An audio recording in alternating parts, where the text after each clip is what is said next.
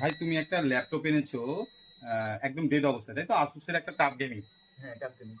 মাদারবোর্ডটা dead আছে, তাই তো? হ্যাঁ, এবং তোমার পাশে বসেই কিন্তু এই মাদারবোর্ডটা রেডি হচ্ছে, তাই তো? পাশে বসে রেডি হচ্ছে তো? হ্যাঁ, হ্যাঁ।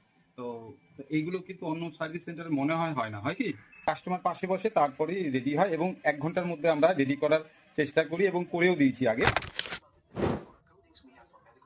আলটিমেটলি তোমার ল্যাপটপটা কিন্তু রেডি হয়ে গেল, হ্যাঁ, তাই না? আমার কাছ থেকে কত চার্জ করা হয়েছে?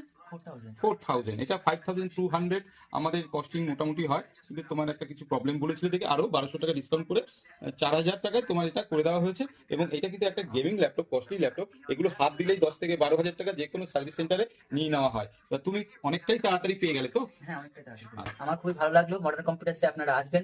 খুবই উপকৃত হলাম। তো মানে আমি এটা জাস্ট প্রমোটের জন্য না, জাস্ট আমি মন থেকে এটা বলছি, তার মানে যে আমার খুবই ভালো লাগলো। সামনে বসে তোমার